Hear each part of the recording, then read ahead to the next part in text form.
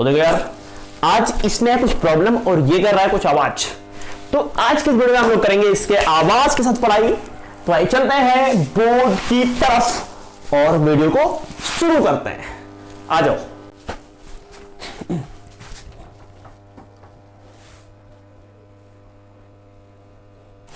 So dear student, मैं हूं सागर, आप लोग आपके अपने यूट्यूब चैनल आईसीएस क्लास पे स्वागत है।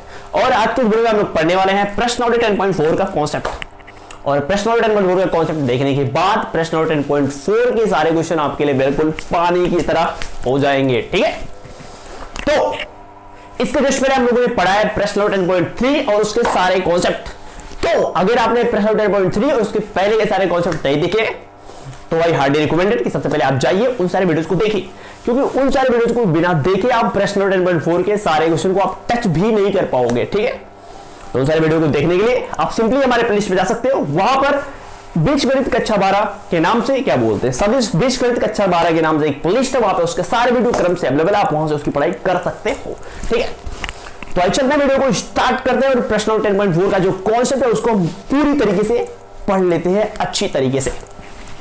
तो देखो यार, इसके जस्ट पहले हम लोगों ने पढ़ा है प्रश्नावली 10.3 और उसके कॉन्सेप्ट पढ़े थे। तो प्रश्नावली 10.3 के जो सारे क्वेश्चन थे वो पूरी तरीके से बेस्ड थे डॉट मल्टीपल पर, डॉट प्रोडक्ट पर। देखो, एक होता है अदिश गुणन, एक होता है सदिश गुणन, ठीक है। अदिश गुणन को बोलते हैं डॉट प्रोडक्ट और सदिश गुणन को बोलते हैं क्या बोलते हैं, क्रॉस प्रोडक्ट, ठीक है। तो यहां हम लोग पढ़ेंगे क्रॉस प्रोडक्ट, इट मींस अदिश सदिश गुणन, इसका मतलब वेक्टर मल्टीपल, ठीक है। तो यहां पर हम लोग पढ़ेंगे वेक्टर मल्टीपल और उसकी सारी प्रॉपर्टीज को अच्छे से देखेंगे और उस पे क्वेश्चन को कैसे लगाते हैं वो ही अच्छी तरीके से देखते हैं। तो आइए चलते हैं, वीडियो को स्टार्ट करते हैं, ठीक है। तो देखो यहां पर बस सिर्फ कुछ नहीं करना है, जो भी videos 20 minute 22 minute 25 minute 40 minute 50 minute की जो भी वीडियो रहेगी उसको आप सिंपली बस देखते चले जाना है और आपको सारे पॉइंट एक एक चीज बहुत अच्छी तरीके से समझ में आएगा। तो आइए चलते हैं, वीडियो को स्टार्ट करते हैं। देखो, अभी तक इसके जस्ट पहले हम लोगों ने पढ़ा प्रश्नावली 10.3, वहां पर हम लोगों ने पढ़ा था कि अगर कोई दो वेक्टर, मान लो ये एक वेक्टर ये है और ये वेक्टर भी है, अगर ये दोनों मल्टीप्लाई करते हैं तो मल्टीप्लाई करने के फलस्वरूप एक चीज मिलेगा, कुछ ना कुछ मिलेगा। वो वेक्टर भी मिल सकता है और वेक्टर नहीं भी मिल सकता है। तो अगर दो वेक्टरों का मल्टीप्लाई करने पर वेक्टर नहीं मिल रहा है तो इसको बोलते हैं डॉट प्रोडक्ट, डॉट प्रोडक्ट। लेकिन अगर दो वेक्टरों के मल्टीप्लाई करने के बाद जो मिल रहा है वो एक वेक्टर है तो इसको बोलते हैं क्रॉस प्रोडक्ट, यानी क्रॉस गुणन। इसी को बोलते हैं सदिश गुणन, इसी को बोलते हैं वेक्टर गुणन, ठीक है। तो यहां पर क्या हो रहा है, इन दोनों का गुणा करने पर एक सदिश राशि मिल रहा है तो इसको बोलते हैं वेक्टर गुणन। अब जैसे इसके जस्ट पहले हम लोगों ने पढ़ गया है सदिश गुणन। सदिश गुणन में क्या हो रहा था, तो वहां पर हो रहा था कि अगर कोई दो वेक्टर है, एक वेक्टर ये है और एक वेक्टर बी है, जब दो वेक्टर अदिश गुणन कर रहे थे तो वहां पर क्या हो रहा था, सिंपली जो ये पहला वेक्टर था इसका परिमाण, जो दूसरा वेक्टर था उसका परिमाण, इसके बाद आता था cos थीटा और ये पूरा का पूरा होता था एक परिमाण, क्योंकि ये सिर्फ और सिर्फ संख्या होता था, सिर्फ और सिर्फ क्या होता था, संख्या होता था, उसमें कोई भी मात्रक नहीं होता था। लेकिन यहां पर ऐसा नहीं है, यहां पर अगर कोई दो वेक्टर, ये वेक्टर ये है और ये वेक्टर बी है, अगर ये दोनों आपस में मल्टीप्लाई करते हैं तो क्या होगा, एक बार इसका परिमाण, एक बार इसका परिमाण और यहां पर आता है साइन थीटा। देखो यहां पर a dot B equal to A B cos theta, a cross b is equal to A B sine theta. दोनों में फर्क क्या है कि यहां पर cos थीटा है और यहां पर sin थीटा है, लेकिन दोनों में एक सबसे बड़ा फर्क क्या है, तो एक सबसे बड़ा फर्क यह है कि ये जो आया है इसमें कोई डायरेक्शन नहीं है। कोई डायरेक्शन इसलिए नहीं है क्योंकि ये एक अदिश राशि है, लेकिन यहां पर जो आया है इसमें एक डायरेक्शन होता है क्योंकि ये एक सदिश राशि होता है। अब डायरेक्शन क्या होता है, तो डायरेक्शन जो बताने आता है उसको बोलते हैं एन कैप। एन कैप क्या बताता है कि ये जो राशि आई है इसका डायरेक्शन किधर है। और एक्चुअली मैं आपको बता दूं कि जब भी कोई दो वेक्टर, एक वेक्टर ये है एक वेक्टर ये है, जब भी कोई दो वेक्टर क्रॉस गुणन करते हैं तो इसके फलस्वरूप जो वेक्टर मिलता है इसका जो डायरेक्शन होता है इन दोनों वेक्टरों के क्या होता है, लंबवत होता है। जैसे मान लो, देखो एक वेक्टर ये है एक वेक्टर ये है, ठीक है।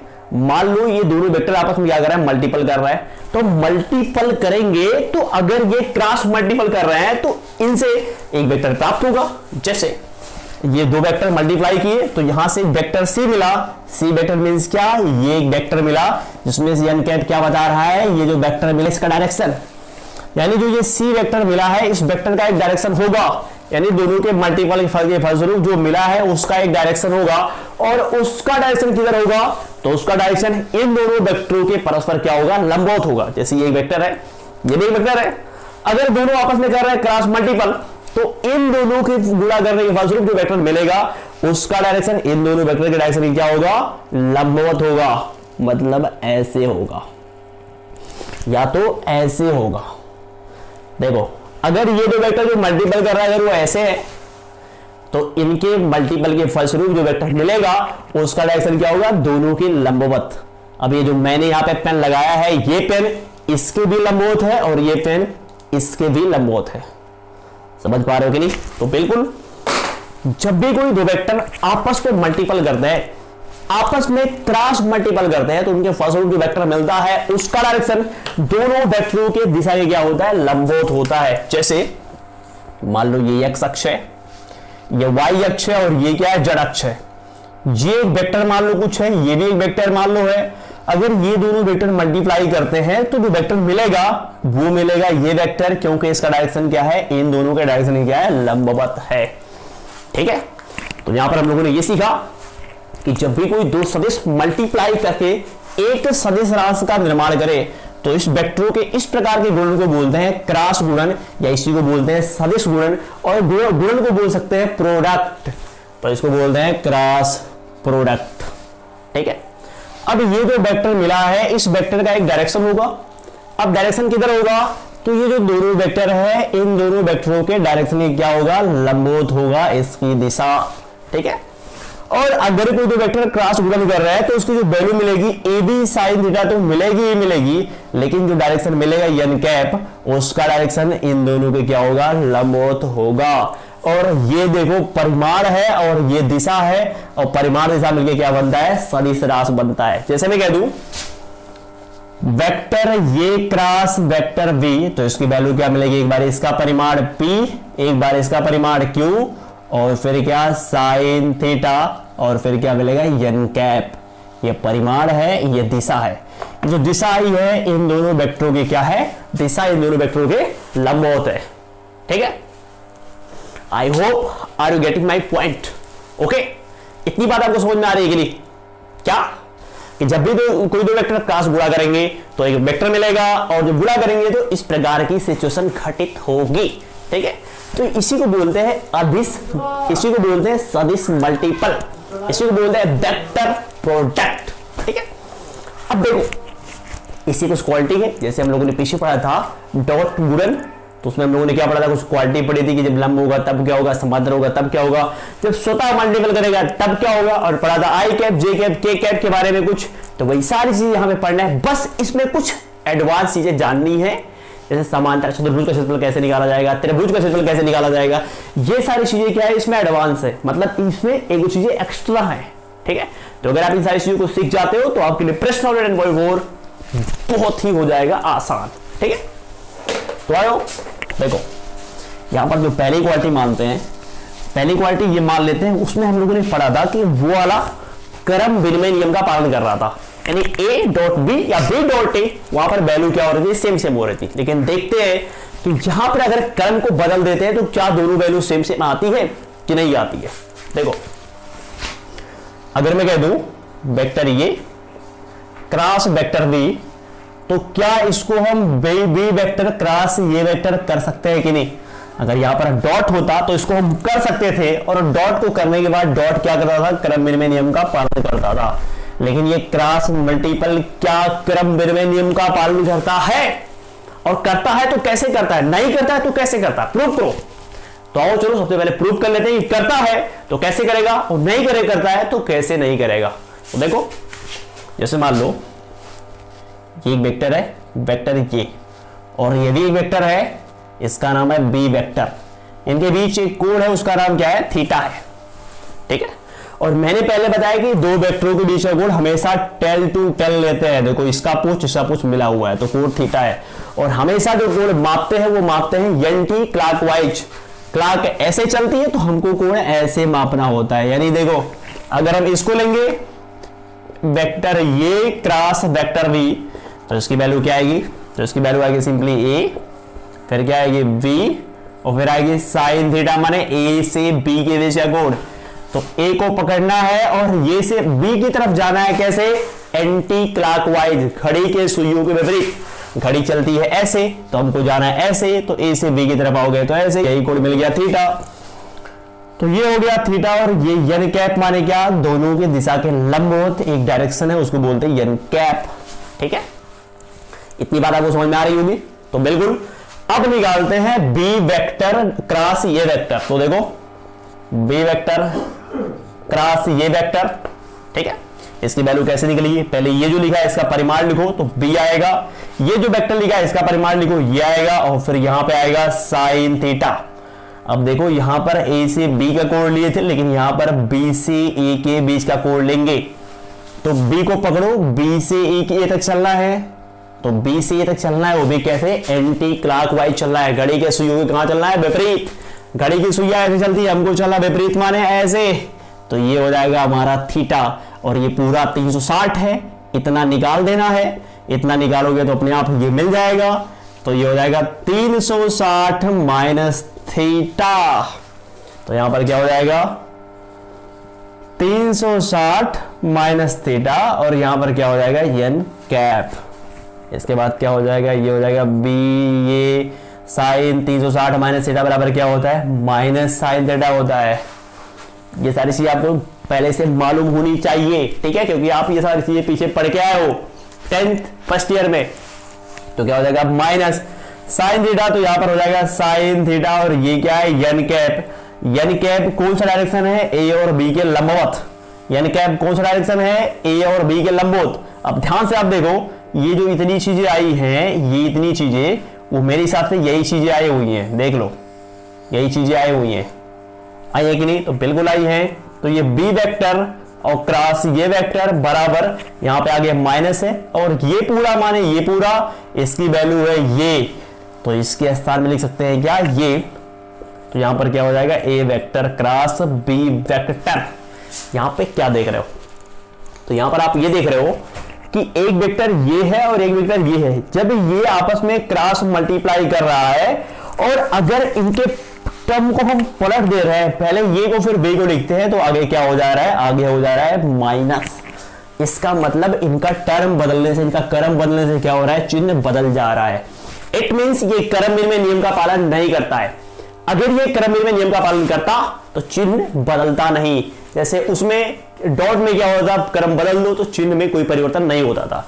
और अगर चिन्ह में कोई परिवर्तन नहीं हो रहा है तो कहेंगे क्या? कि ये क्रम विनिमय नियम का पालन करता है। लेकिन चिन्ह में अगर परिवर्तन हो गया तो कहेंगे ये क्रम विनिमय नियम का पालन नहीं करता है। जैसे अगर ये वेक्टर क्रॉस बी वेक्टर बराबर बी वेक्टर क्रॉस ये वेक्टर करे तो ये पूरी तरीके से गलत है। अगर सही करना है तो एक चाहे इधर चाहे उधर क्या लगा दो? माइनस, तो ये हो जाएगा सही। अगर हम लिख रहे हैं P vector cross Q vector, इसको हम गलती से भी कर दिए Q vector cross P vector, अगर हम क्रम को बदले, यहां पर देखो पी क्यू है, यहां पर क्यू पी है, अगर हम क्रम को गलती से भी बदल दिए तो ये पूरी तरीके से गलत हो जाएगा। अगर इसको सही करना है तो चाहे इधर कहीं लगा दो माइनस, तो ये क्या हो जाएगा? सही हो जाएगा। इट मींस कोई भी दो वेक्टर अगर क्रॉस मल्टीपल करते हैं, कोई भी दो वेक्टर अगर क्रॉस प्रोडक्ट करते हैं, तो वो बिल्कुल क्रम विनिमय नियम का पालन नहीं करते हैं। अगर उनके डायरेक्शन को पलट दिया जाए तो एक के पास क्या होता है? चिन्ह नेगेटिव में हो जाता है, मतलब ये क्रम विनिमय नियम का पालन नहीं करता है। ठीक है, तो आई होप कि आपको इतनी बातें अच्छी तरीके से समझ में आगे होंगे। ठीक है, चलो अब बात करेंगे कि अगर कोई दो वेक्टर है, दो वेक्टर परस्पर लंबवत है, समांतर है, तो उनके लिए क्या कंडीशन होता है। तो वही देखते हैं कि जब कोई दो वेक्टर क्रॉस प्रोडक्ट करे और ये आपस में एक दूसरे के समांतर हो तब क्या होगा, और अगर ये आपस में एक दूसरे के लंबवत हो तब क्या होगा। देखो जैसे मान लो ये वेक्टर ये है और क्रॉस ये है वेक्टर बी, तो इसकी वैल्यू क्या आएगी, देखो मैं क्या कह रहा हूँ, पहला कंडीशन है जब ये आप समांतर हो, तो अगर कोई दो वेक्टर, और मैंने आपको बहुत पहले बता रखा है कि वेक्टर के कुछ गिने चुने कंडीशन होते हैं, एक समांतर होना, एक लंबवत होना, एक विपरीत होना। तो विपरीत होना हमको यहां नहीं पढ़ना, अगर हम फिक्स पढ़ते तो वहां पे हमको पढ़ना होता विपरीत होते, और विपरीत का पढ़ने का कोई मतलब नहीं है, ठीक है। समांतर का कंडीशन ये होता है, और जब दो वेक्टर समांतर होते हैं तो इनके बीच का कोण क्या होता है, 0 होता है। और अगर कोई दो वेक्टर परस्पर लंबवत होते हैं तो इनके बीच का कोण क्या होता है, 90 डिग्री होता है। तो इसका मतलब क्या हो जाएगा, एक बार इसका परिमाण क्या हो जाएगा ये, फिर इसका परिमाण क्या हो जाएगा v, और फिर होता है साइन थीटा।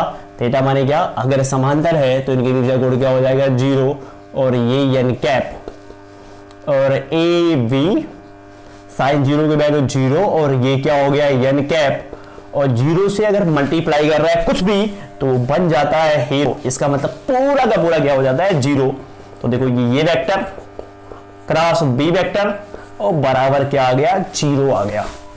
जैसे हम लोगों ने पीछे पढ़ा था डॉट प्रोडक्ट, कि अगर कोई दो वेक्टर डॉट प्रोडक्ट करता है तो उनका, अगर वो लंबवत है, सॉरी अगर वो लंबवत नहीं, लंबवत है अगर वो लंबवत है तो क्या होता था, उनका डॉट प्रोडक्ट 0 के बराबर होता था। लेकिन यहां पर उल्टा है कि अगर वो समांतर होगा तो उनका डॉट प्रोडक्ट क्या, उनका क्रॉस प्रोडक्ट क्या होगा, 0 के बराबर होगा, ठीक है। अगर मैं कह दूं vector P cross vector Q परस्पर समांतर है तो बराबर क्या हो जाएगा, 0। ये एक टूल है किसी भी सवाल को सॉल्व करने के लिए।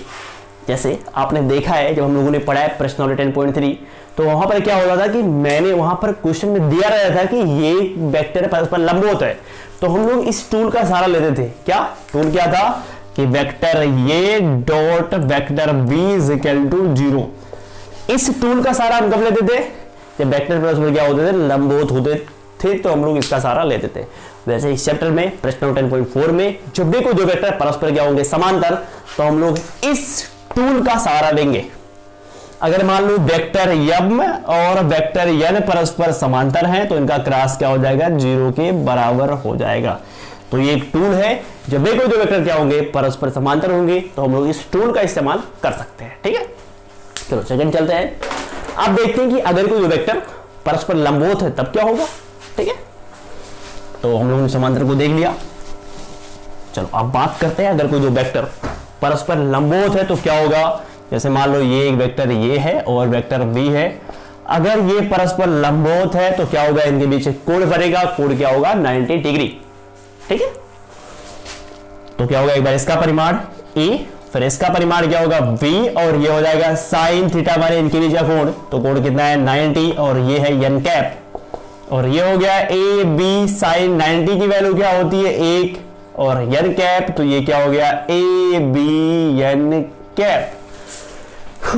इसका कोई मतलब है ही नहीं है। मतलब कैसे नहीं है, देखो एक वेक्टर ये है, एक वेक्टर ये है, क्रॉस मल्टीप्लाई कर रहा है, 90 डिग्री का कोण बना रहा है, तो मिल जो रहा है वो ए बी मिल रहा है, n कैप मिल रहा है। तो ये भी परिमाण है और ये क्या है, दिशा है। तो परिमाण दिशा है मतलब ये एक सदिश राशि है। तो सिंपली आप कह सकते हो कि अगर कोई जो वेक्टर क्रॉस गुणा कर रहा है और परस्पर 90 है तो क्या होगा, उनका जो वैल्यू आएगा उन दोनों वेक्टरों के परिमाण के गुणनफल के बराबर होगा, ठीक है। और यही सेम चीज उसमें होती थी कि अगर कोई दो वेक्टर डॉट मल्टीपल कर रहा है और कैसा है, परस्पर समांतर है, तो क्या हो रहा था, vector A dot vector v is equal to A B. वहां पर समांतर में कंडीशन जो होता था वही कंडीशन इसमें क्या है, लंब में। लेकिन दोनों में फर्क क्या है कि यहां पे कोई वेक्टर नहीं है, लेकिन यहां पर इसके साथ एक वेक्टर है, ठीक है। और इसमें जो कंडीशन लंब पे थी, इसमें वो कंडीशन क्या है, समांतर पे। अगर कोई दो वेक्टर समांतर हो तो उनका क्रॉस मल्टीपल क्या होता था 0, और अगर कोई दो वेक्टर लंबवत है तो उनका डॉट प्रोडक्ट क्या होता है, 0 के बराबर होता है, ठीक है। दो कंडीशन जो हम लोगों ने उसमें पढ़ा था, हम लोगों ने उसको इसमें भी पढ़ लिया। अब उसमें हम लोगों ने एक कंडीशन पढ़ा था स्वतः अदिश गुणनफल, और यहां पे आप पढ़ेंगे स्वतः सदिश गुणनफल। स्वतः अदिश गुणनफल में क्या हो रहा था कि अगर कोई एक वेक्टर दिया होता था तो उसका उसी के साथ अदिश गुणा करते थे और इसी को बोलते थे क्या, स्वतः अदिश गुणनफल। वैसे अगर कोई वेक्टर दिया है तो उस वेक्टर का उसी वेक्टर में करेंगे क्या, मल्टीपल करेंगे। कैसा मल्टीपल, सदिश मल्टीपल करेंगे, यानी क्रॉस मल्टीपल करेंगे और इसी को बोलेंगे स्वतः सदिश गुणनफल। तो समझ लेते हैं इसको भी। जैसे मान लो कोई एक वेक्टर है जिसका नाम है ये वेक्टर, ठीक है। और इसी वेक्टर का इसी में करेंगे अदिश गुणनफल, तो क्या आएगा, एक बार इसका परिमाण ये और एक बार इसका परिमाण ये, और फिर क्या आता था साइन थीटा। साइन थीटा माने क्या, इनके बीच का कोण। ठीक है, तो ये खुद ही है, और हर वेक्टर अपने से क्या कोण बनाएगा, तो अपने से बनाता है 0 डिग्री का कोण। तो यहां पर क्या हो जाएगा 0 डिग्री, और बाकी आएगा एन कैप, तो यहां पर ये स्क्वायर हो जाएगा, और यहाँ पे साइन 0 की वैल्यू 0 हो जाएगी 0, और एन कैप, तो 0 से जब मल्टीप्लाई करेगा तो बन जाएगा 0, यानी ये वेक्टर क्रॉस ये वेक्टर बराबर क्या आ गया 0।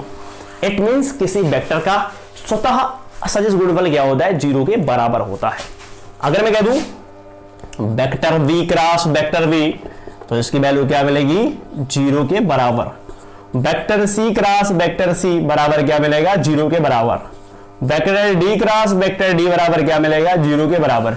लेकिन ये चीजें उसमें ऐसे नहीं होती थी। उसमें क्या होता था कि अगर कोई वेक्टर दिया रहता था, उसी वेक्टर के साथ क्या किया जाता था, अदिश गुणन किया जाता था, तो उसकी जो वैल्यू मिलती थी उसी के वर्ग के बराबर मिलती थी।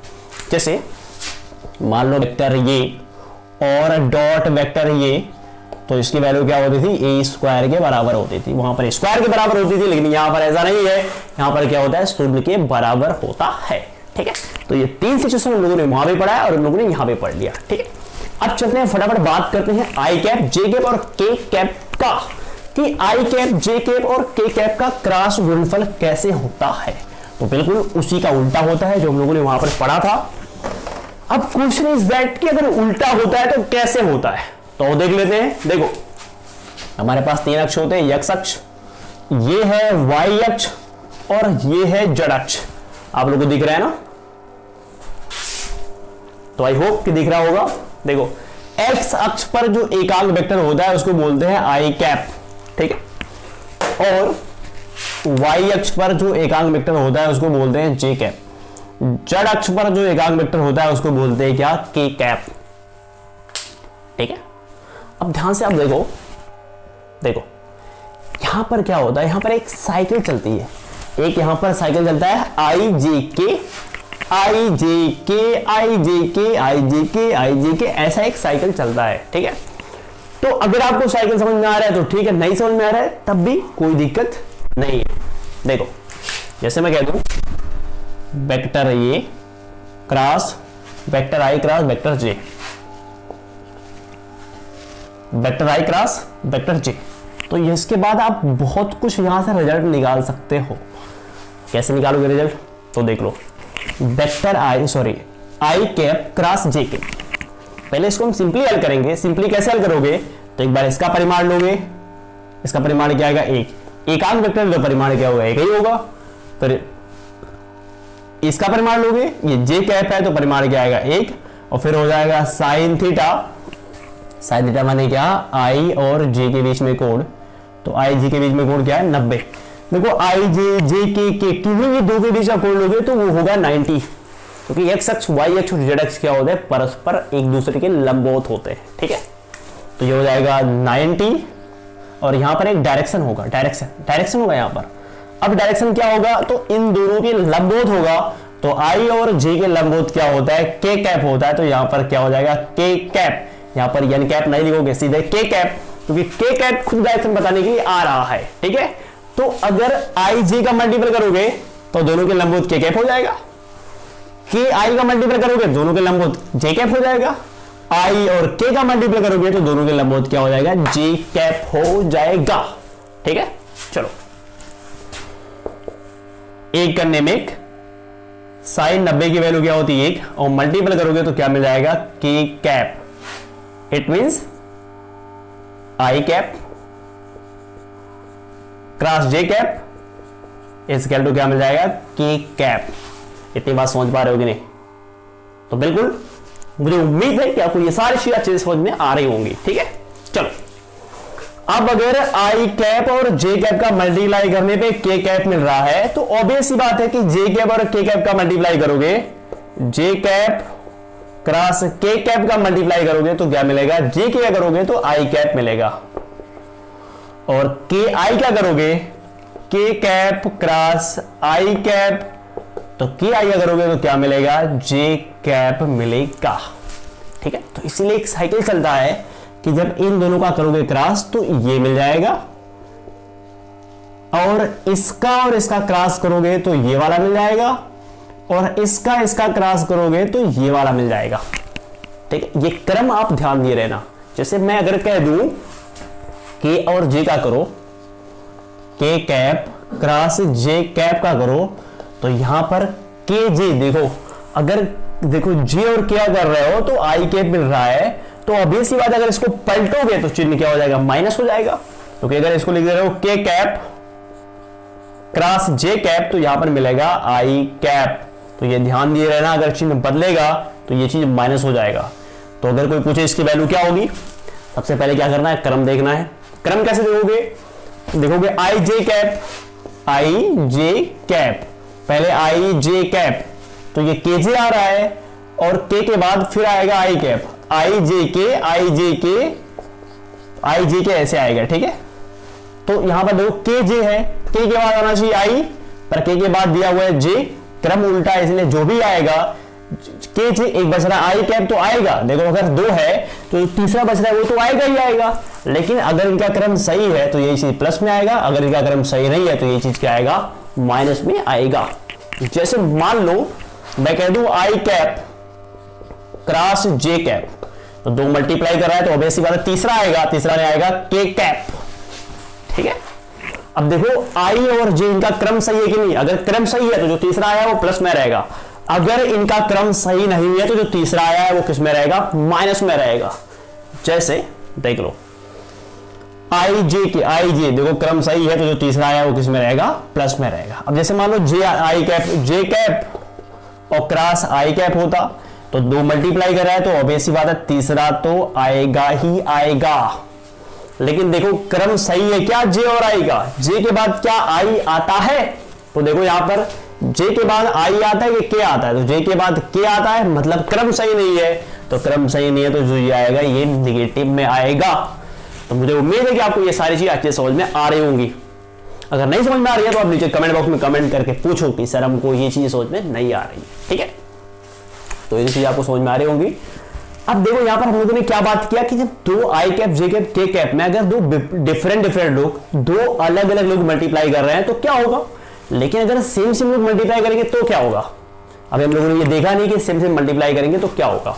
जैसे मान लो आई कैप और क्रॉस आई कैप, यहां पर क्या है दोनों सेम है, और अगर दोनों क्रॉस मल्टीप्लाई करते हैं तो क्या मिलेगा, एक बार इसका परिमाण क्या हो जाएगा एक, फिर एक बार इसका परिमाण क्या हो जाएगा एक, फिर साइन थीटा, और ये खुद के साथ क्या कोण बनाएगा 0 डिग्री।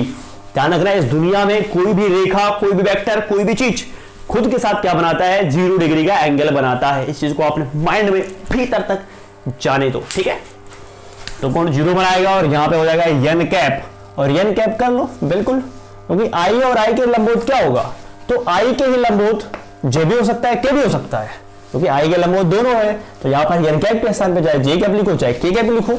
अब साइन 0 की वैल्यू 0 होती है तो पूरा क्या हो जाएगा 0 हो जाएगा, यानी सेम क्रॉस मल्टीप्लाई करोगे तो 0 आएगा। और अभी हम लोगों ने इसके जस्ट पढ़ के आया है कि अगर सेम लोग क्रॉस मल्टीप्लाई करते हैं तो उसकी वैल्यू क्या आती है 0 के बराबर आती है। अब जैसे मान लो ए वेक्टर क्रॉस ये वेक्टर बराबर क्या 0, ये बताया था इसके पहले। अगर मान लो मैं कह दूं जे कैप क्रॉस जे कैप बराबर 0 हो जाएगा, क्योंकि ये दोनों सेम है। यम कैप क्रॉस यम कैप बराबर क्या हो जाएगा 0, क्योंकि दोनों क्या सेम है। वैसे ही के कैप क्रॉस के कैप इज इक्वल टू क्या आ जाएगा 0, यानी सेम रहेगा, तो उनका क्रॉस मल्टीपल 0 के बराबर आ जाएगा, चाहे वो कोई वेक्टर के रूप में दिया हो चाहे वो कोई कैप वेक्टर के रूप में दिया हो, फर्क नहीं पड़ता। अगर सेम है तो 0 के बराबर आ जाएगा। ठीक है, इतनी चीजों में कोई दिक्कत, तो मुझे पूरी तरीके से उम्मीद है कि यहां तक आपको कोई भी दिक्कत नहीं होगा। ठीक है, चलो कोई बात नहीं, इतना हो गया। अब जैसे इसके जस्ट पहले हम लोगों ने जब पर्सनैलिटी 10.3 का कॉन्सेप्ट पढ़ा था, तो उसके बाद हम लोगों ने पढ़ा था कि अगर कोई दो वेक्टर आई कैप जे कैप के कैप के रूप में दिया हो, देखो इसके पहले अभी हम लोगों ने क्या पढ़ा कि अगर कोई दो वेक्टर दिया है, वेक्टर ये वेक्टर बी, क्रॉस मल्टीप्लाई करना है तो क्या आएगा A B sine theta N cap आ जाएगा। इतनी बात समझ में हमको आई। लेकिन अगर कोई दो वेक्टर आई कैप जे कैप के कैप के रूप में दिया है, मान लो कोई वेक्टर ये दिया बी दिया है, अगर दोनों वेक्टर आई कैप जे कैप के कैप के रूप में दिया है तो इनका क्रॉस मल्टीप्लाई कैसे करते हैं। वहां पे क्या होता था कि क्रॉस मल्टीप्लाई करते थे तो जो वैल्यू आती थी उनके संगत घटकों के योगफल के गुणनफल के योगफल के बराबर आती थी। लेकिन यहां पर क्या होगा, अगर दो वेक्टर आई कैप जे कैप के रूप में दिया है तो उनका क्रॉस मल्टीप्लाई क्या होगा, जो फाइनल रिजल्ट आएगा वो क्या होगा। ठीक है, तो हम लोग बात करेंगे उसकी, तो देखेंगे। वैसे ये चीजें आपको तब समझ में आएगी जब आपने सारणिक पढ़ा है, सारणिक जिसको बोलते हैं डिटरमिनेंट। ठीक है, मैंने अपने सिलेबस में अभी तक सारणिक नहीं पढ़ाया है, लेकिन फिर भी अगर आपने सारणिक नहीं पढ़ा है तो बिल्कुल आपको चिंता करने की कोई आवश्यकता नहीं है। यहां पर जो मैं आपको चीजें पढ़ाऊंगा आपको वो सारी चीजें समझ में आएंगी, चाहे आपने सारणिक पढ़ा है चाहे नहीं पढ़ा है, उससे कोई भी फर्क नहीं भी पड़ने वाला है। चलो आ जाओ, देखो वेक्टर ये बराबर मान लो I cap A X I cap A Y J cap और ये जेड के कैप दिया हुआ है, ये वेक्टर ये बराबर दिया हुआ है। ठीक है, एक और वेक्टर लेते हैं, मान लो बी वेक्टर बराबर दिया है B X I cap B Y J cap और बी जेड के कैप। दिख नहीं रहा होगा आपको, चलो बदलते हैं।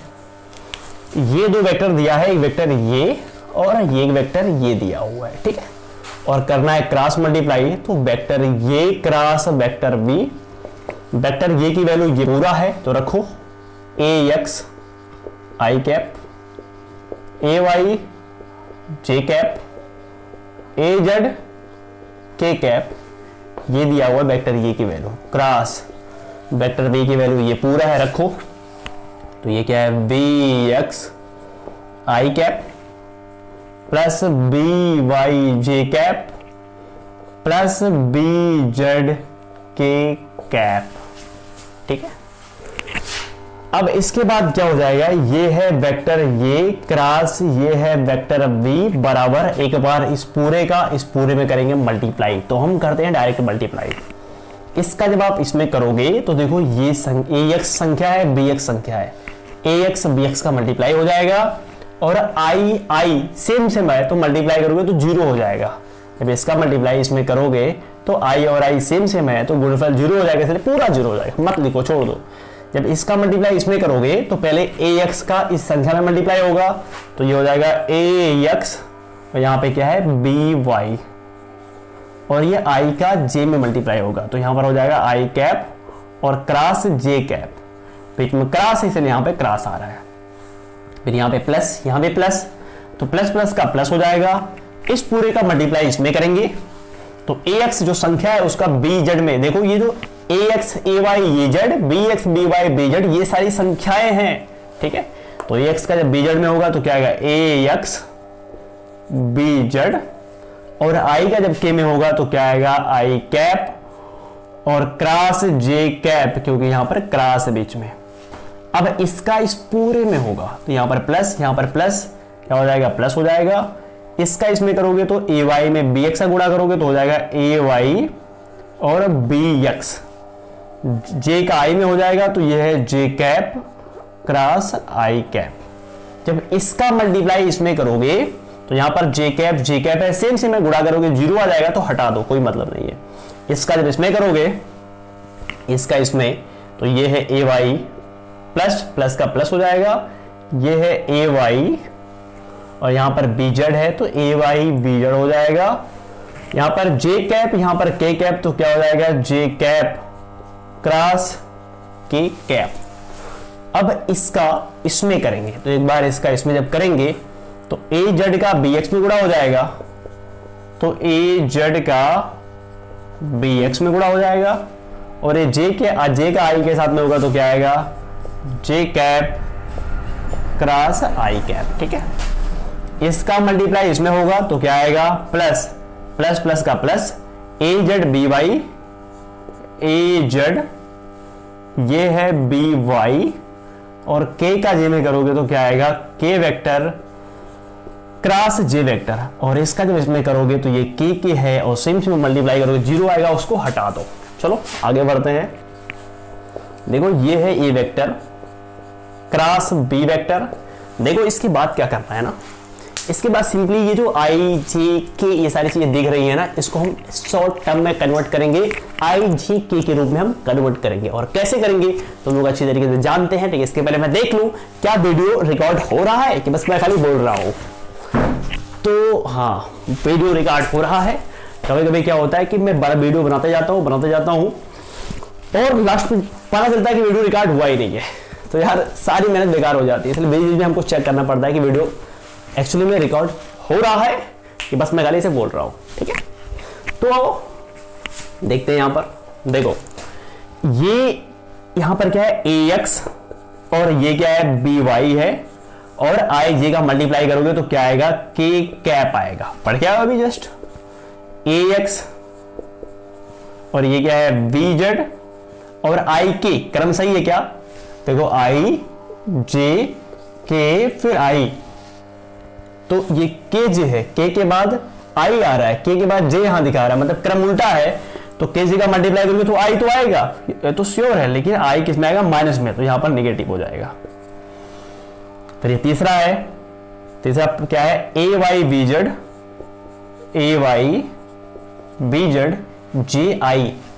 ji, देखो j के बाद i नहीं आ रहा है, उल्टा आ रहा है, ji क्रम उल्टा है, तो ji का गुणा करोगे तो k तो आएगा, श्योर है, k तो आएगा ही आएगा, क्रम उल्टा इसलिए किस में आएगा, माइनस में आएगा, ठीक है। तो ये भी हो गया। अब चलो इसकी बात करते हैं, प्लस इसको उतारो ay bz j की मल्टी क्रम सही है तो j के 2 है तो k आएगा। फिर यहां पर चलते हैं az bx j के बाद i नहीं आ रहा है, तो गुणा करोगे j है तो k तो आएगा, पर क्रम सही नहीं है इसलिए माइनस में हो जाएगा। यहां पर आ जाओ, k के बाद j, यहां पे क्रम सही नहीं है, यहां पे माइनस हो जाएगा, माइनस ये क्या है az by और यहां पे के जे तीसरा आ जाएगा, तीसरा क्या है, आई कैप है, ठीक है। तो आई होप कि आपको यहां तक अच्छी तरीके से समझ में आ रहा होगा। चलो इसके आगे चलते हैं, ठीक है। और इसको अब समझने के लिए हमको सारणी समझना पड़ेगा कि ये सारणी क्या होता है। तो फटाफट हम आपको सारणी के बारे में थोड़ा सा हिंट दे देते हैं, और सारणी के बारे में हिंट देने से पहले इसके बाद हम एक काम करते हैं, वेक्टर ये cross vector V, I cap को आई कैप के साथ, जे कैप को जे कैप के साथ, के कैप को के कैप के साथ कर लेते हैं। तो आ जाओ, देखो ये आई कैप है, ये भी आई कैप है, इन दोनों को पकड़ते हैं और आई कैप कॉमन ले सकते हैं। तो जब आई कैप कॉमन लेंगे यहां से, तो ये बचेगा क्या, ए वाई बी एक्स, और यहां पर माइनस है, ये हो जाएगा माइनस, और बचेगा ए जेड बी वाई, ए जेड बी वाई, बाकी आई कैप हमने कॉमन ले लिया था, ठीक है। अब ये जे कैप है और ये भी जे कैप है, यहां से हम माइनस भी कॉमन ले सकते हैं, माइनस, और जे कैप कॉमन लेना पड़ेगा, तो जे कैप कॉमन लेंगे तो ये हो जाएगा यहां पर ए एक्स बी जेड, एक ये टर्म है एक ये टर्म है, तो माइनस कॉमन लिए हो तो ये प्लस हो जाएगा, और यहां पर बचेगा ए जेड बी एक्स, और ये क्या है, जे कैप है, ठीक है। फिर ये के कैप वाला टर्म है, तो के कैप जब कॉमन लोगे तो यहां पर प्लस, यहां पर ये बचेगा ए एक्स बी वाई, और यहां पर के कैप कॉमन लियो तो माइनस ए वाई बी एक्स, और यहां पर हो जाएगा के कैप, ठीक है। चलो इतनी बात समझ में आई होगी। अब फटाफट चलते हैं हम लोग सारणी पे, और एक बार सारणी का हम लोग कर लेते हैं इंट्रोडक्शन। देखो यहाँ पर सारणी को हमको 3x3 वाला सारणी पढ़ना है। इसे मान लो यहाँ पर मैं 1 कह दूं, 2 कह दूं, 3 कह दूं, 4 कह दूं, 5 कह दूं, 6 कह दूं, 7 कह दूं, 8 कह दूं और 9 कह दूं। सारणी का विस्तार कैसे कहते हैं, इसको बोलते हैं कॉलम, इसको बोलते हैं पंक्ति, इसको बोलते हैं स्तंभ, इसको बोलते हैं पंक्ति, कॉलम, इसको बोलते हैं रो। ये खड़े वाले को कॉलम और पड़े वाले को बोलते हैं रो, ठीक है। इसका विस्तार कैसे करते हैं, तो विस्तार करना बहुत ही सिंपल है। मान लो इसको, इस पंक्ति को लेकर के हमको विस्तार करना है। वैसे हम किसी भी पंक्ति को लेकर के विस्तार कर सकते हैं या किसी भी कॉलम को लेकर के विस्तार कर सकते हैं। इसके लिए हमको पूरी तरीके से दी गई है आजादी। ठीक है, तो देखो हम इस रो को लेकर के पंक्ति को लेकर करते हैं विस्तार। तो यहां पर 1 उतारेंगे, फिर यहां पर क्या 4 उतारेंगे, फिर यहां पर उतारेंगे 7। ठीक है, इसके बाद क्या करेंगे, देखो यहां पर ऐसे बनाएंगे। ये पहला 1 उतारे हैं ना, देखो ये जो 1 है इसकी पंक्ति क्या है और इसका कॉलम क्या है। इसकी पंक्ति क्या है, इसका स्तंभ क्या है। तो देखो इसकी पंक्ति, ये पहली पंक्ति है, ये दूसरी पंक्ति, ये तीसरी पंक्ति है, ये पहला स्तंभ है, ये दूसरा स्तंभ है, ये तीसरा स्तंभ है। तो इसकी पंक्ति भी 1, इसका स्तंभ भी 1, 1 1 क्या होता है 2, और 2 एक सम संख्या है। सम संख्या है इसलिए क्या होगा प्लस में, सम संख्या होगा इसलिए यहां पर क्या होगा प्लस। अब ये 4, यहां पे ऐसे एक बॉक्स बनाएंगे और यहां पे क्या करेंगे एक बॉक्स बनाएंगे। ठीक है, अब ये 4 पंक्ति कितनी है 2, स्तंभ क्या है, पंक्ति क्या है 1, स्तंभ क्या है 2, 2 1 3, माने विषम है तो विषम होगा तो माइनस, सम रहेगा तो उसके पहले प्लस, विषम रहेगा तो उसके पहले क्या हो जाएगा माइनस। चलो अब हम लोग देखते हैं 7 को। 7 पंक्ति कितना 1, स्तंभ कितना है 3, और 3 एक कितना होगा 4, तो 4 एक सम है इसलिए क्या हो जाएगा प्लस। देखो यहां पर 1 लिखा हुआ है ना, तो जब 1 लिखा है तो ये वाली लाइन को और ये वाली लाइन को काट देना है। ये जो बच रहा है इसको उतार दो, 5, यहां पर 8, यहां पर 6 और यहां पर क्या 9। ठीक है, अब यहां पर 4 उतारे हो तो 4 ये वाली पंक्ति और ये वाले इसके सामने जो कॉलम है पंक्ति उसको मिटाओ, बाकी जो बच रहा है उसको उतारो। 2 3 8 9, 2 3 8 9, 7 यहां पर 7 है, 7 वाले कॉलम को 7 वाले पंक्ति को मिटाओ, बाकी जो ये बच रहा है उसको लिखो। 2 5 3 6, 2 5 3 6। तो इतनी बात आपको समझ में आ रही होगी। ठीक है, चलो इसके बाद कैसे हल करते हैं। तो हल करने का तरीका यहां पर 1 है ना, तो 1 रहने दो, ब्रैकेट में इसका इसमें गुणा करो, 9 5 45, इसका इसमें करो 6 8 48, -4 बीच में माइनस लगा देते हैं, 2 9 18 और माइनस 8 3 24 प्लस 7 6 2 12 और 5 दिया है 15। इसको ऐसे ही सॉल्व करते हैं। ठीक है, अब यहां पर अगर हम एक लॉजिक लगाएं तो यहां पर एक लॉजिक लग जाएगा। लॉजिक क्या लगेगा तो मैं आपको बता दूं, वो लॉजिक ध्यान से आप देखना। देखो मैं इसको मिटा देता हूं। देखो एंड में क्या हुआ था, एंड में एक डिब्बा था ऐसे, और इस डिब्बे में 2 पंक्ति थी, 2 कॉलम थे। तो इस बंदे का इसमें गुणा हो गया, इस बंदे का इसमें गुणा हो गया, और बीच में क्या लग गया निगेटिव। हुआ कि नहीं। तो वैसे ही ये जो लिखा हुआ है ये वेक्टर और क्रॉस बी वेक्टर, यहां पर देखो एक ऐसे हम डिब्बा लगा सकते हैं, और डिब्बा लगाने के बाद जो आई कैप है, आई कैप को हम यहां पर लिख सकते हैं। ठीक है, यहां पर जड़ रहेगा, सॉरी। अब देखो यहां पर क्या है, बीच में माइनस है, तो ठीक है माइनस है, तो ये चीजें आई कैसे होंगी, ये चीजें आई होंगी। देखो एक काम करते हैं, जैसे मान लो ए वाई है ना, तो ए वाई को एक तरफ कर, ए वाई और बी वाई को इधर कर लेते हैं, नीचे बी वाई। इसके बाद जो जड़ वाला उसको एक तरफ कर लेते हैं, ए वाई बी वाई, और ये जड़ और बी जड़। देखो अब क्या हुआ, इसका जब इसमें गुणा करोगे तो ए वाई बी जड़ ये आ जाएगा, इसका इसमें गुणा करोगे तो ये वाला आ जाएगा, तो इसमें से ये घट गया। यानी इसको हम इस तरह लिख सकते हैं। फिर देखो यहाँ पे माइनस है, तो माइनस सेकंड वाला जो था उसमें वहां भी माइनस था, तो माइनस ये है जे कैप। और इसको कैसे लिखोगे, देखो यहां पर आई माने क्या यक्स वाला है, तो इसमें यक्स वाला है ही नहीं है, देख लो। यहाँ पे जे कैप है, जे कैप माने क्या वाई वाला, तो वाई वाला होना भी नहीं चाहिए। देखो वाई वाला नहीं है, बिल्कुल नहीं है, तो वाई के बाद जड़ आता है, क्रम सही होना चाहिए। देखो एक्स के बाद जड़ नहीं आता, जड़ के बाद एक्स आता है, एक्स वाई जड़, फिर एक्स वाई जड़, जड़ के बाद एक्स आता है। ठीक है, तो पहले जड़ वाले को लिख लो, देखो ए बी, तो वैसे ये ए वाला पहले ये लिखो फिर भी लिखो, तो इसे ये लिखोगे और बी लिखोगे। ठीक है, तो पहले जेड वाला फिर एक्स वाला, तो ए जेड बी जेड, देखो ऊपर ये है तो ए और फिर यहां पर बी, तो यहां जेड वाला हो गया, मगर एक्स वाला बच रहा है, तो ये वाला एक्स, ये वाला एक्स, इतना हो गया। गुणा करोगे फिर यही आ जाएगा। यहाँ पे प्लस है तो यहाँ पर प्लस कर दो, यहाँ पर के कैप है तो यहाँ पर के कैप कर दो। ठीक है, फिर लगा दो मॉड अब देखो पहले ए बी बी, तो पहले ए बी बी, ठीक है। इसके बाद देखो यहां पर y z x, अब यहां पर x y है तो x y, तो ये x ये y, ये x ये y, देखो y z x x y z x, यानी आप ऐसे कह सकते हो x y z, तो क्रम सही होना चाहिए y z, देखो y z क्रम सही, y z देखो क्रम सही है, z x देखो क्रम सही है, फिर x y देखो क्रम सही है। चलो ये सब छोड़ो, अब जैसे ये वेक्टर ये क्रॉस बी वेक्टर बराबर, अब ये जो विस्तार किया गया है, पहले को पकड़ा गया है फिर इस डिब्बे को उतारा गया है, ये वाली चीजें कहां से आई होंगी? तो सारणी का जो मेन रूप था उसको विस्तार करने पे ही आया था।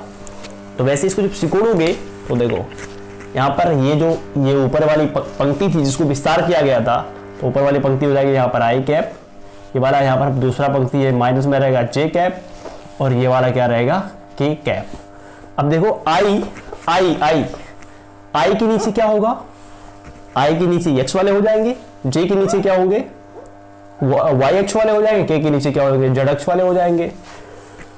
तो देखो ध्यान से आप देखो, हमारे पास ए और बी दो लोग थे, तो ए में भी एक्स वाले थे, बी में भी एक्स वाले थे, तो यहाँ पर ए बी यहाँ पर हो जाएगा, ए बी यहाँ पर हो जाएगा, ए बी यहाँ पर हो जाएगा। तो आई माने एक्स एक्स तो यहाँ पर एक्स वाला हो जाएगा, जे माने वाई एक्स तो यहाँ पर वाई वाला हो जाएगा, और के माने जेड एक्स तो यहाँ पर जेड एक्स वाला हो जाएगा। इसका मतलब अगर कोई दो वेक्टर दिया है आई कैप जे कैप के रूप में, तो उसका गुणनफल हम सारणी के रूप में लिख सकते हैं। मतलब क्या हुआ कि जैसे मान लो मैं कह दूं वेक्टर ये बराबर ए X I cap, A Y J cap और ए Z K cap, B vector बराबर क्या? बी एक्स आई कैप और बी वाई जे कैप और बी जेड के कैप। तो अगर इनका हम आदिश मल्टीप्लाई करेंगे तो वैल्यू क्या मिलेगी? तो सिंपल सी बात है, देखो आई जे कैप आई जे के दोनों में है, तो पहले क्या करना? आई जे के लिख लेना ऊपर, ठीक है। इतनी बात समझ में आ रही है। अब देखो आई माने एक्स अक्ष वाला, तो ये आई को पकड़ना है और ये जो एक्स अक्ष वाले दोनों है ना, ऐसे उठा करके लाके यहाँ पे रख देना है। फिर देखो यहाँ पर जे कैप है, जे कैप वाले को पकड़ना है और ये जो है ना इसको उठा के लाके इसके नीचे रख देना है।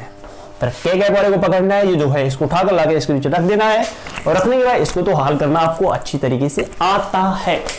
अब इस पर मैं लूंगा एक एग्जाम्पल और उसको मैं आपको हल्का सा हिंट देके कुछ बताना चाहूंगा, ठीक है। देखो जैसे मान लो ए वेक्टर बराबर मैं कह दूं 2i कैप 3j कैप और plus 4k cap, B vector बराबर i cap 7k cap 8j cap, नहीं i कैप 8j कैप और 9k कैप, और मैं कहूं दोनों वेक्टरों का आप क्रॉस गुणा करो। तो पहले तो यहां पर आप लगाओगे सारणी, फिर आई जी के है तो यहां पर लिखोगे आई कैप, फिर जे कैप और फिर के कैप। अब यहां पर आई वाला है ना, आई वाले को पकड़ना है, यहां पर कुछ नहीं एक कर सकते हो, 2 और 1 है तो 2 और 1 इसके नीचे रख देना है। फिर जे कैप तो देखो जे यहां पर है, जे यहां पर है, यहां पर 3 8 है तो 3 और 8 को इसके नीचे रख देना है। के कैप 4 और 9 है तो इसके नीचे लिख देना है 4 और 9। अब इसको कैसे सॉल्व किया जाएगा? तो इसको सॉल्व करना आपको अच्छी तरीके से मालूम होगा।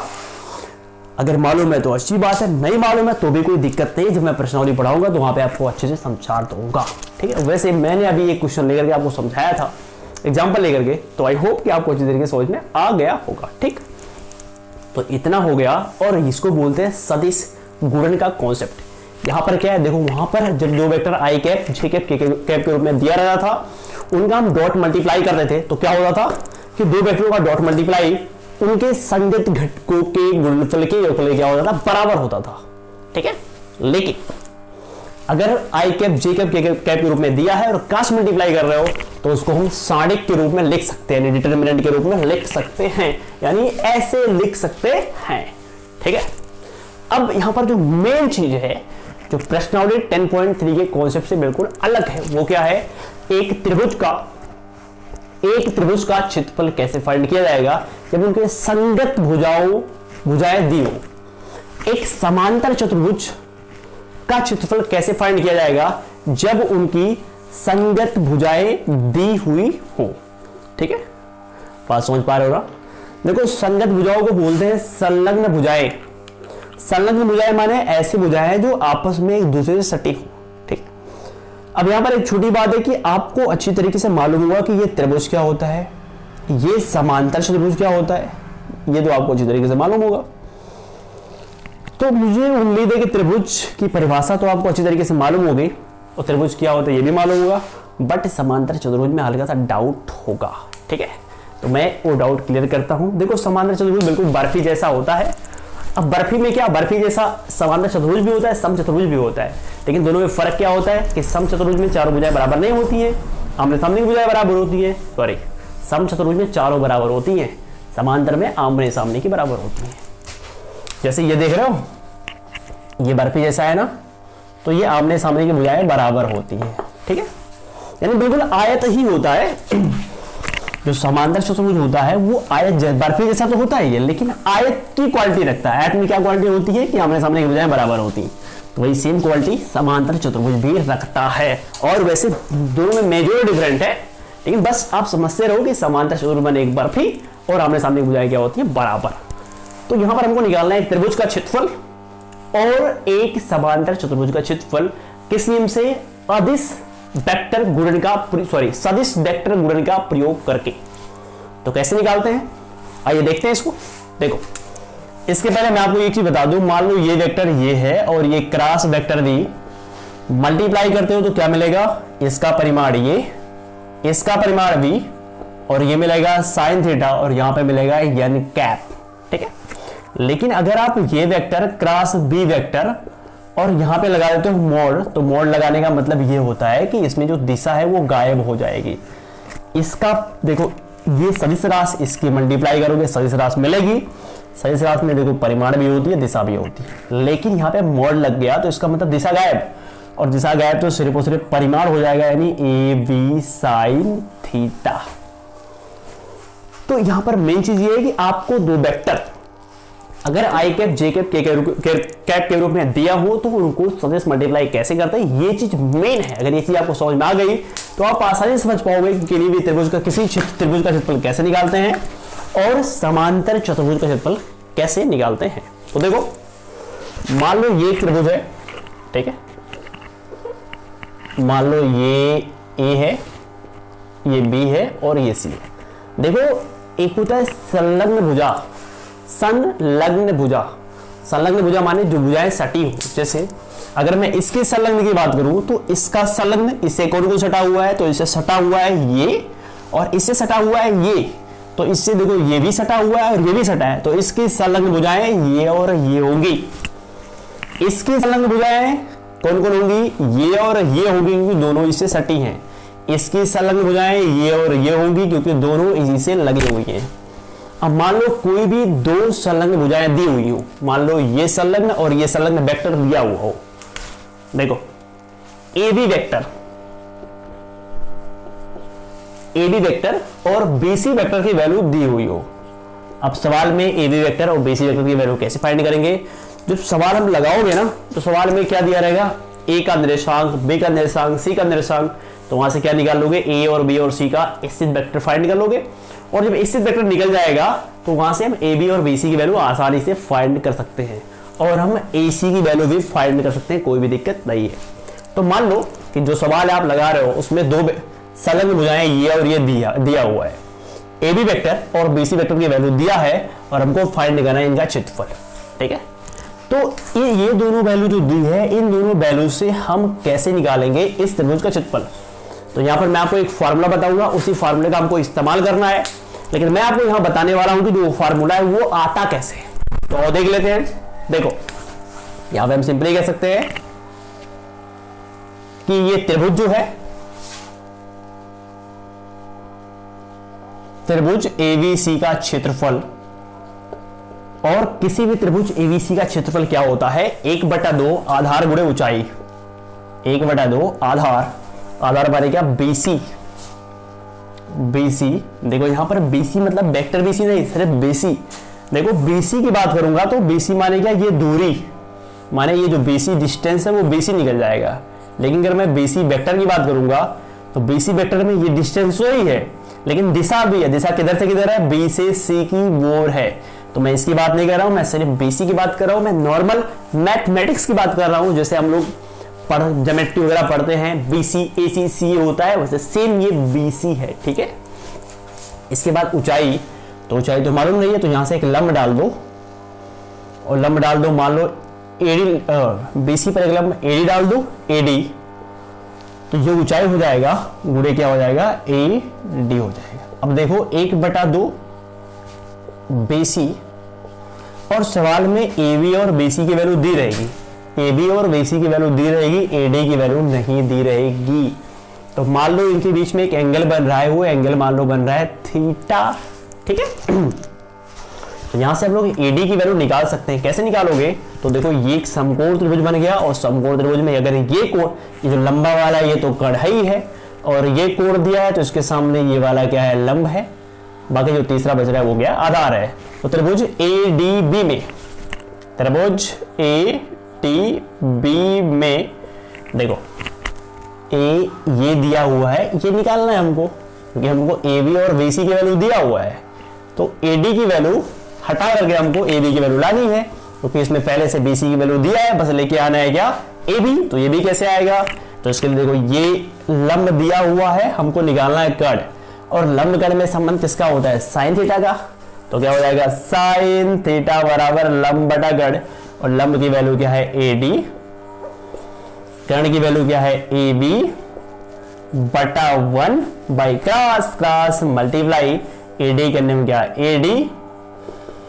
AB का इसमें मल्टीप्लाई करोगे तो क्या आएगा, AB साइन थीटा। तो यहां पर जो AD है, AD की वैल्यू क्या है, AB साइन थीटा, तो यहां पर क्या हो जाएगा, AB साइन थीटा। ठीक है, अब देखो ध्यान से देखो, देखो 1/2। अब आप इस चीज को अच्छे से समझो भाई। मैंने भी क्या बताया आपको कि अगर मैं कहता हूं A vector cross B vector, तो वैल्यू क्या आएगी, AB sine theta n cap, लेकिन मोड लगा दोगे तो n कैप गायब हो जाएगा।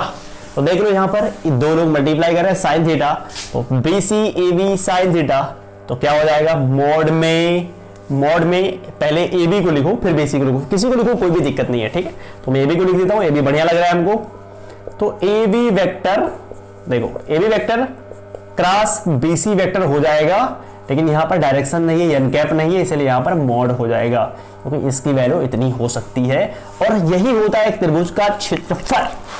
क्षेत्रफल क्या होता है कि अगर कोई त्रिभुज दिया हुआ है सवाल में, उनकी दो संगत भुजाओं का वेक्टर दिया हुआ है, तो क्या करोगे आप, लगाओगे फॉर्मूला 1/2, और संगत जो भुजाएं, जो संलग्न भुजाएं दी हैं उनका डॉट मल्टीप्लाई करके उनका परिमाण निकाल दोगे, उसी में 1/2 से गुणा कर दोगे, बाकी जो भी आएगा वो हो जाएगा वो एक त्रिभुज का क्षेत्रफल। और अब हम लोग बात करने वाले हैं कि हम समांतर चतुर्भुज का क्षेत्रफल कैसे फाइंड करेंगे। तो चलो फटाफट बात कर लेते हैं, समांतर चतुर्भुज का क्षेत्रफल कैसे फाइंड करेंगे। उसमें मैं आपको फॉर्मूला देता हूं, ये देखो समांतर चतुर्भुज है, संलग्न भुजाएं दी हुई है, मान लो ये AB है, ABCD, ठीक है। और अगर ये समांतर चतुर्भुज ABCD का क्षेत्रफल हमको फाइंड करना है, तो ये क्षेत्रफल कैसे फाइंड करोगे, तो वैसे भी समांतर चतुर्भुज के क्षेत्रफल का फार्मूला होता है आधार गुणे ऊंचाई। ये फार्मूला आपको अच्छी तरीके से मालूम होगा जनाब, ठीक है। तो क्या होता है आधार गुणे ऊंचाई, तो आधार गुणे ऊंचाई, चलो आधार की वैल्यू क्या है BC, और ऊंचाई क्या है, तो ऊंचाई यहां से एक लंब डाल दो, m नाम दे दो, तो AM क्या हो गया, AM हो गया ऊंचाई। अब संलग्न भुजाएं दी हैं, तो मान लो BC दिया है और AD दिया है, AB दिया है और BC दिया है, AB वेक्टर की वैल्यू दिया है और BC वेक्टर की वैल्यू दिया है। तो AB और BC दिया है, तो इनके बीच का कोण मान लो थीटा। वैसे AM का मान जब निकालोगे तो हो जाएगा BC गुणे AM की वैल्यू आएगा क्या, AB sine theta, AB sine theta. देख लो इसकी वैल्यू हो जाएगी, पहले AB फिर BC लिखो, क्योंकि क्रम ये बढ़िया लग रहा है। AB क्रॉस BC दोनों वेक्टर कर लो, ठीक है। क्योंकि इसका मतलब यही होता है, पर यहाँ पर अगर यन कैप होता तब इस पूरे का मतलब ये होता, लेकिन यन कैप नहीं है, इसका मतलब जो गुणा करने पे जो है उसका परिमाण है ये, तो यहाँ पर परिमाण निकाल दो। ठीक है, यानी अगर समांतर चतुर्भुज की दो संगत भुजाएं दी हुई हैं, संगत नहीं, दो संलग्न भुजाएं दी हैं, तो पहले क्या करना है, दोनों का डॉट मल्टीप्लाई करना है, और डॉट मल्टीप्लाई करने के बाद क्रॉस मल्टीप्लाई करना है, और क्रॉस मल्टीप्लाई करने के बाद जो आएगा क्या निकाल देना है, उसका परिमाण, उसके बाद जो भी आएगा वो हो जाएगा आंसर। तो इससे हम लोग फाइंड करते हैं एक त्रिभुज का क्षेत्रफल और एक समांतर चतुर्भुज का क्षेत्रफल। तो आई होप कि आपको प्रश्नोत्तरी 10.4 का जो कॉन्सेप्ट था वो आपको अच्छी तरीके से समझ में आ गया होगा। तो बताइए ये वीडियो आपको कैसी लगी, आप नीचे कमेंट बॉक्स में कमेंट करके जरूर बताइए ये वीडियो आपको कैसी लगी। ठीक है, तो फिर हम मिलते हैं प्रश्नोत्तरी 10.4 के साथ। और प्रश्नोत्तरी 10.4 का वीडियो अगर आपको नीचे कहीं देख रहा होगा तो वहां देख के आप पढ़ लीजिएगा, और अगर आपने हमारे चैनल को सब्सक्राइब करा है तो आप प्रश्नोत्तरी 10.4 का वीडियो आपके होम पेज पर मिलेगा। अगर आपने सब्सक्राइब नहीं करा है तो चैनल को आप सब्सक्राइब कर लो यार। ठीक है, और मैंने जैसा आप लोगों को बताया है कि फरवरी लास्ट में यानी 27 से 28 फरवरी से हम लोग स्टार्ट करेंगे लाइव क्लास, जिसमें हम लोग जो बचे हुए हमारे चैप्टर्स हैं उसको लाइव एक दिन में 2-2, 3-3 घंटे का क्लास लेकर के एक एक चैप्टर को आसानी से हम लोग खत्म कर देंगे। ठीक है, और लाइव में बाकी जो 6-7 चैप्टर बचे हुए उसको हम लोग खत्म कर देंगे, और खत्म करने के बाद फटाफट हम लोग रिवीजन करेंगे। रिवीजन में पहले मैं क्या करूंगा, जितने भी हर चैप्टर का निचोड़ है उस निचोड़ को बताऊंगा, और फिर जो उसमें इंपॉर्टेंट क्वेश्चन है उसको बता दूंगा, और इस तरह पूरा खत्म हो जाएगा। और मैं आप लोगों को श्योर करता हूं कि अगर आप लोग सही से पढ़ाई करते हो तो जितना मैं पढ़ा रहा हूं, अगर आप उसको पढ़ के जाते हो बोर्ड एग्जामिनेशन में, तो आप 100 में 100 अचीव कर सकते हो। This is my full guarantee. ठीक है, तो फिर मिलते हैं नेक्स्ट वीडियो में। तब तक के लिए आप लोग अपने पढ़ाई में खूब मेहनत करते रहो।